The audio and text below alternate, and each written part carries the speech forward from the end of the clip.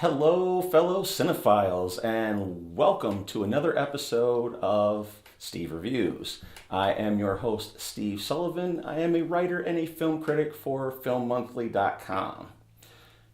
Since we are full swing into Oscar month, I wanted to not only take a look at what's going on for the 90th Academy Awards ceremony on the first Sunday of March on ABC, but I also wanted to take a look back at the history of the awards.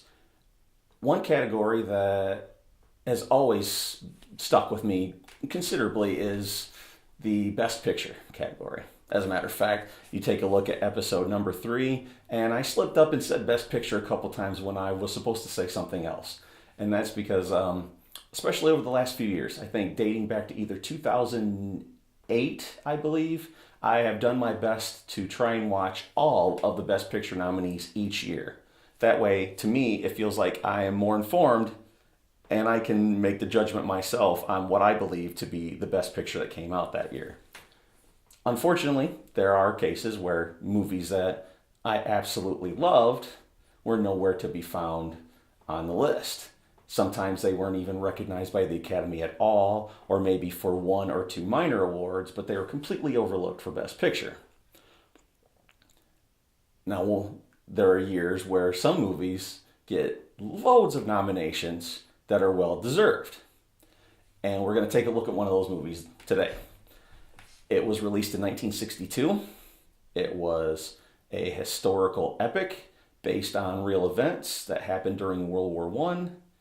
And it is looked at as one of the all-time greatest films ever made. As a matter of fact, the American Film Institute in their 1997 list, or 1998 list, ranked Lawrence of Arabia at number 5. So today, we are going to take a look at the 1963 winner for Best Picture, Lawrence of Arabia. Now, why have I decided to look at Lawrence of Arabia first? That one is easy. Anyone that has known me for any length of time will tell you that without a shadow of a doubt, Lawrence of Arabia is my favorite film of all time. There are other movies that I may have watched more often, but when I speak of this movie, the terms that I use, the smile that I have on my face, the glow that I have is probably hard to miss. I just love every element of this film. And it was nominated for 10 Academy Awards in 1963, and it took home 7. Not too shabby to win 7 Academy Awards for one movie.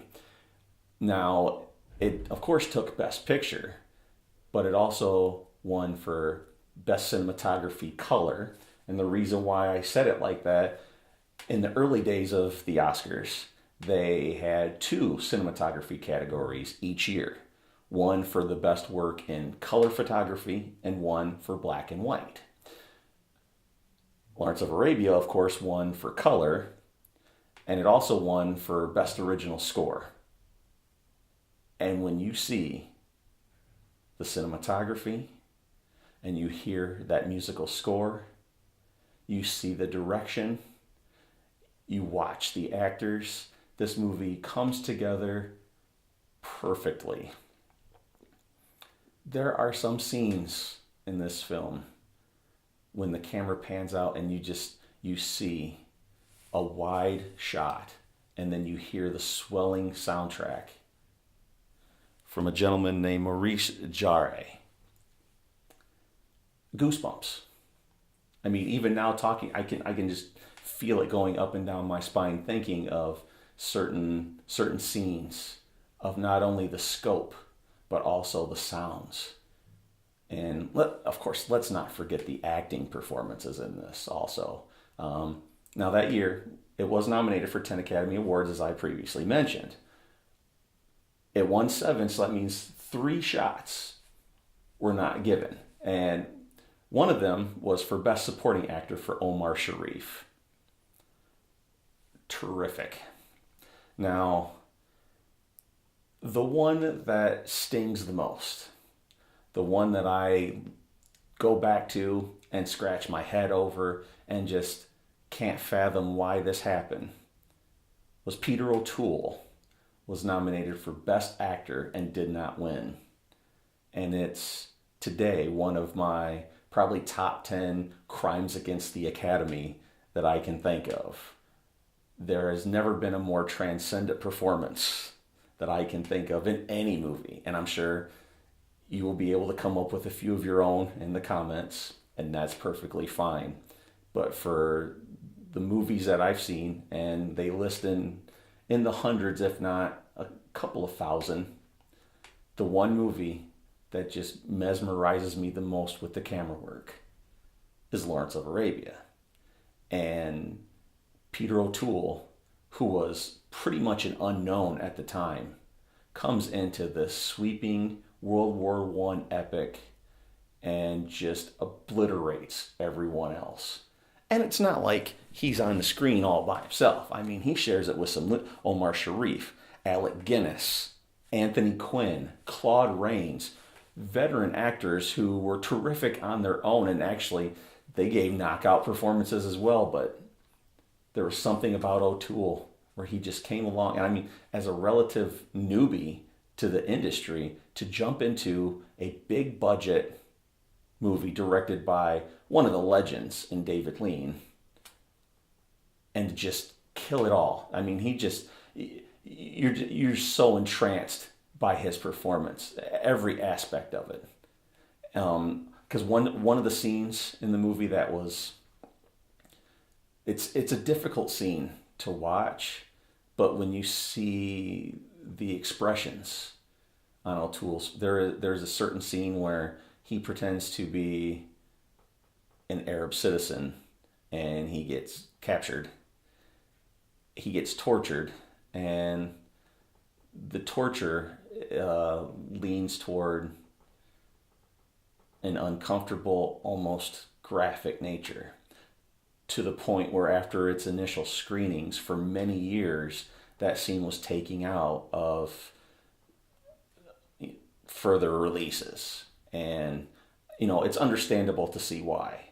Now, the reason why I was glad that scene was placed back into the film was not because I, love to see acts like that, because that couldn't have been farther from the truth.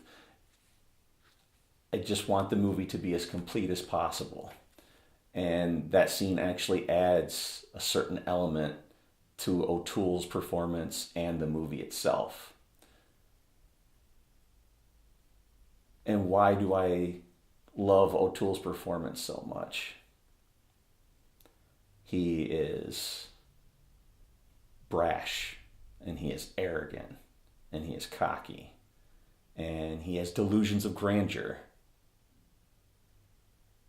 that can't always stay with a person, and it doesn't in this case either. He has not only a come down, but a huge come down at certain points, but it never delineates from his spirit and his attitude and his love for what he does. There are lots of internal turmoil, but through it all, he knows I am T.E. Lawrence.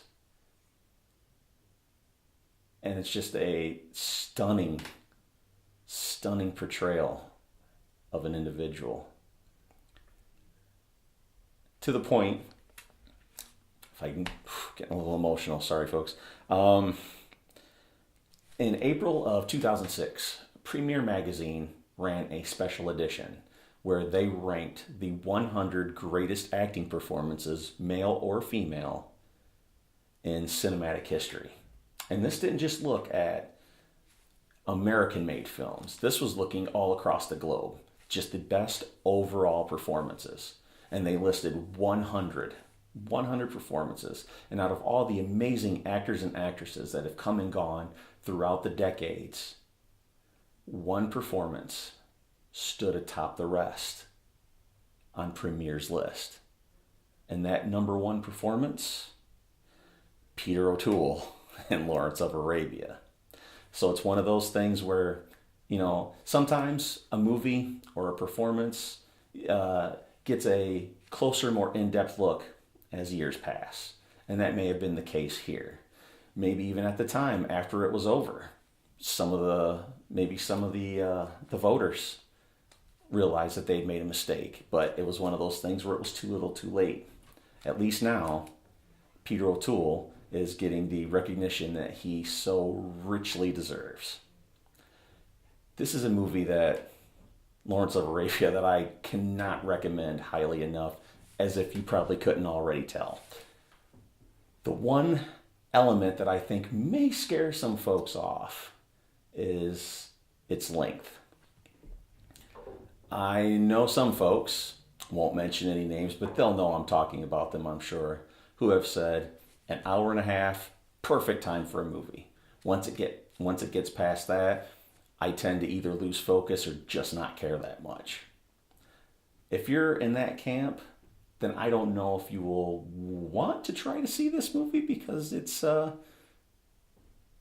roughly 3 hours and 45 minutes long. I know that seems like an eternity. Luckily for you, in the 40s, 50s, 60s, when they had these grand epics, approximately halfway through the film, they would have an intermission. And the intermission, 10, 15 minutes long. So it gives you a chance to stretch your legs, use the facilities, get something to eat or drink, and just, work out the kinks, if you will. So, and that is if you get the Blu-ray, and I believe even if you watch it on Netflix, if it's available, it will have the intermission. So you will have the chance to actually get up and stretch out a little bit before getting back in. So it's almost like you're watching a double feature, because you're seeing a movie that's like one half that's 2 hours, the second half an hour 45. So maybe if you take a look at it like that, it's, Harry Potter had part 1 and part 2 to end its series. So kind of look at Lawrence of Arabia as part 1 and part 2. And it's one of it's a legend in cinema. I mean, the American Film Institute, the 5th best movie ever made. There's got to be something to that. And for me, there is no finer example of Hollywood and movie making at its best than the 1963 winner for Best Picture at the Academy Awards, Lawrence of Arabia. I want to thank everybody for joining me on this little trip down memory lane for the Best Picture winners of the Academy Awards. Make sure to tune in on the first Sunday in March to check out the 90th Academy Awards on ABC. A couple of the usual shout outs here. If you have children that you want to try to get involved in your love affair of horror movies, but you don't want to show them something like Nightmare on Elm Street or Hellraiser, check out a podcast called Cadavercast. It is hosted by 6-year-old Alistair Burnham and his dad, Jeff, who is an admitted horror fanatic. And they take a look at movies that are easily digestible for the youngsters, and movies that are good stepping stones for them into what will be a lifelong obsession in the horror genre. So check out your podcast app, whichever one you go with, and find Cadavercast, sign up, and you will look back at the previous episodes and continue to follow upcoming. It's a wonderful listen. And even for those who don't have kids, take a listen anyway. Alistair is incredibly smart, and I mean, he knows things about horror movies that he's never seen. So check that out. Go find Cadavercast on your whatever podcast app you happen to subscribe to. Also, head on over to filmmonthly.com. Check out some of my previous articles and reviews, and also while you're there, take a look at some of the other great work done by the terrific young men and women who are writing and reviewing over on that channel. So take it, filmmonthly.com, take a look, see at that. Share it with your friends. Spread the word. Make sure that everybody knows about the quality going on over there. And that is all for this episode. Until we meet again, have a beautiful day and good journey.